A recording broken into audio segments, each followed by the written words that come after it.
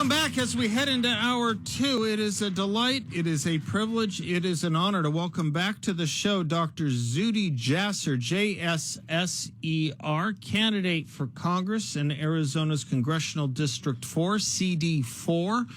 I think about the various candidates running for various offices around the state and around the country. This one is a true game changer. This one is special. This one is going to shake things up in Congress. If you got your early ballot in the mail, vote for Dr. Jasser and do it right away if you live in CD4. Dr. Zuhdi Jasser, candidate for Congress, as I mentioned, former United States Navy Lieutenant Commander, physician. Many of you know him as a guest host on this show. Many of you remember him from walking us through COVID every Friday in 2020 and throughout much of 2021. Internationally recognized expert on terrorism, the Middle East, and religious freedom. I don't know. I could spend all day talking about Zuhdi, but let's hear from him. Doc, how you doing, brother? Great. There's nothing more rewarding than getting to know voters. And, you know, CD4, it's most of Mesa, all of Tempe, Ahwatukee, Phoenix, and a little bit of South Scottsdale.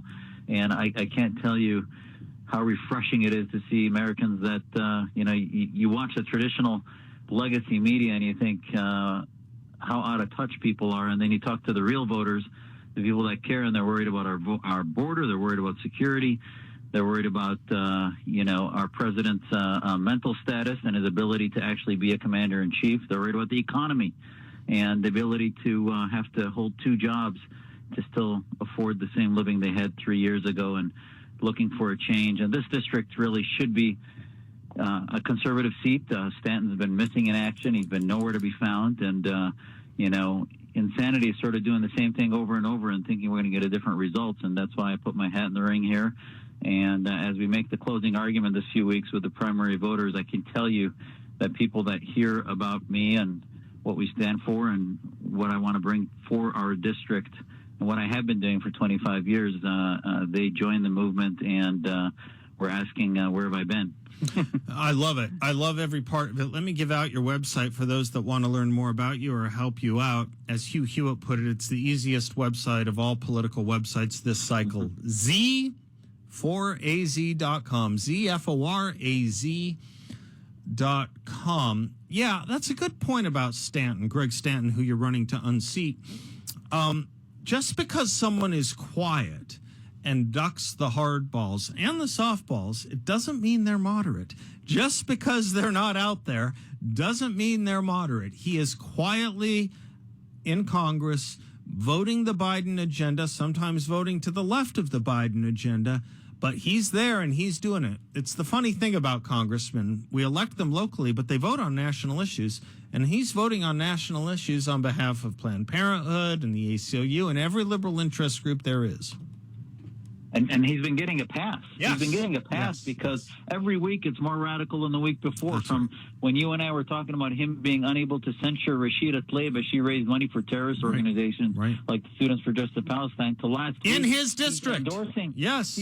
He's endorsing last week allowing illegals to be part of the census, which is a good way for us to lose our sovereignty forever. Yes, absolutely. Insane. By the way, on that issue, you have a great 8-point border security plan I want to get to. But really, can I start with the news of the day? Because you, some months ago, issued the concern. I think it was after the Robert Hur report. I'm not sure when it was exactly, somewhere around there. You had this quote. I've seen other people use it since. You said, "I'm worried that we're turning the White House into a memory care facility." You're a medical practitioner. You're also a medical ethicist. Talk to me about what we're seeing with this president, and I want to throw a few things your way to begin with. Go ahead. Yeah, I mean, I have to tell you, as much as the vast majority of my patients are over 65, Medicare age, and this is, every family I talk to understands what dealing with dementia is, and the slow progressive decline, as they called it, the long goodbye.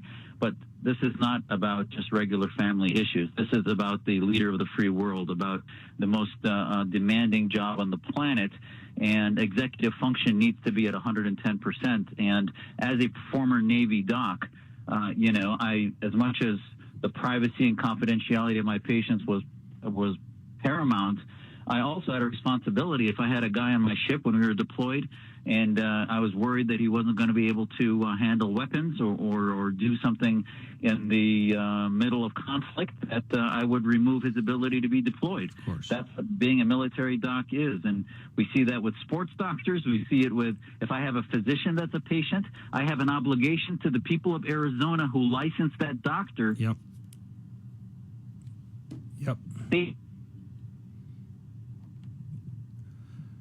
Did we lose you for a second there? Continuous lapses of capacity. Yeah. So there's so many examples of the fact of doctors having the requirement to be accountable to the population, even beyond their own patients.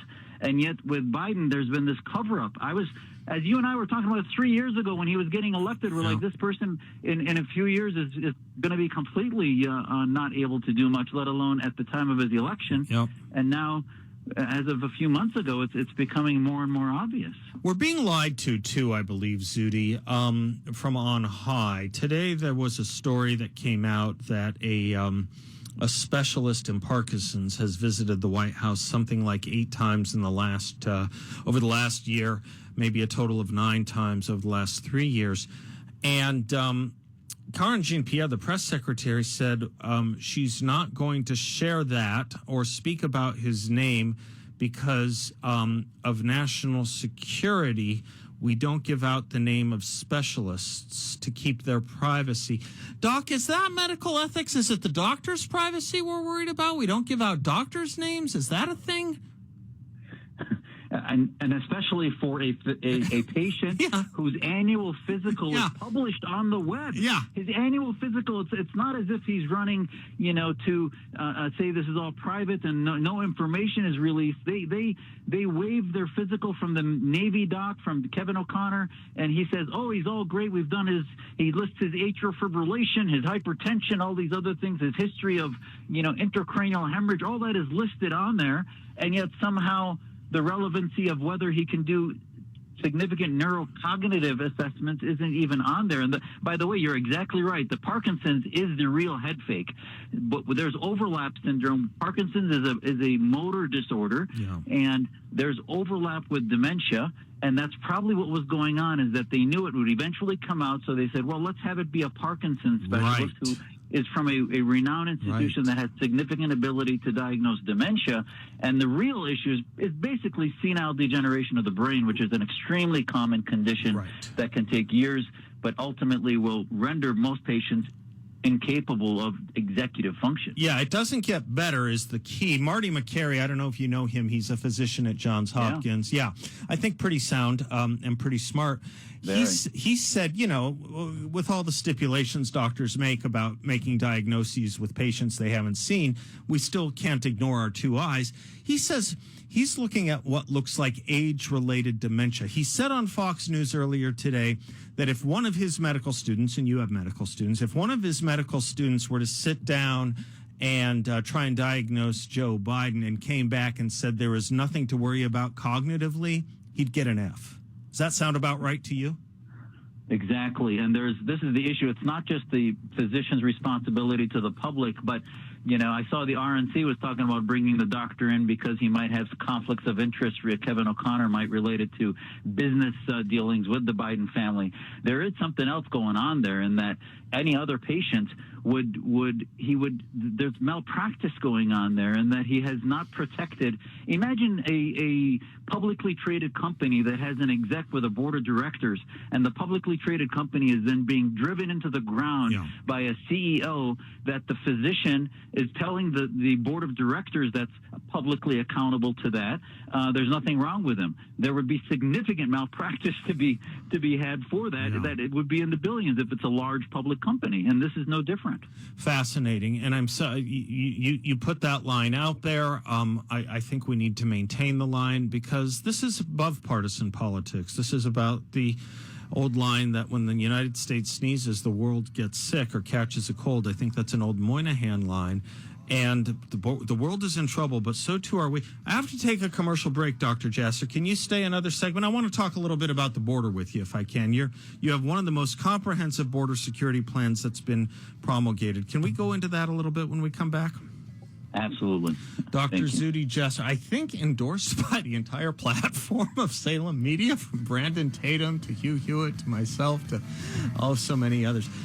Charlie Kirk, Dr. Zuhdi Jasser, Z4AZ.com. Vote for him. Congressional District 4, Arizona. Game changer. Be right back.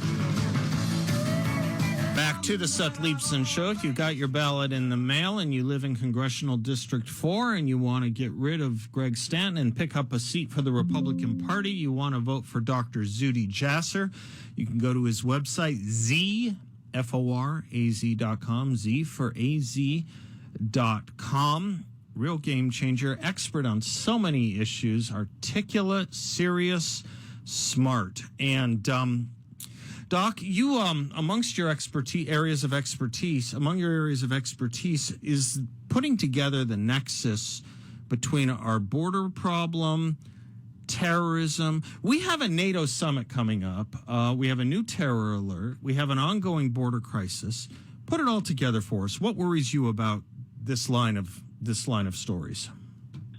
Yeah, well, as far as the terrorists are concerned, they saw this 3 years so far, now the fourth year of Biden, as an opportunity to basically reawaken the jihad brand, to reawaken the power of China, to reawaken Russia and every other enemy of the United States. And ultimately, their daylight is decreasing as there's the greater eventuality that President Trump will be reelected, which will be a wonderful change for the global security. But because of that, we're at higher risk than we've ever been. And it's not a surprise that over the weekend we saw entirety of Europe under a massive terror alert, which was a significant terror alert to the level that they knew that something was going to happen. And now, as NATO convenes, you hear President Biden and his non-compos mentis basically say that somehow he made NATO stronger. And yet, as he's saying that to George Stephanopoulos, NATO is under its largest terror threat ever. And ultimately, our open borders reminds me of the threats that I testified nationally and internationally on, as we saw millions leave Syria and others.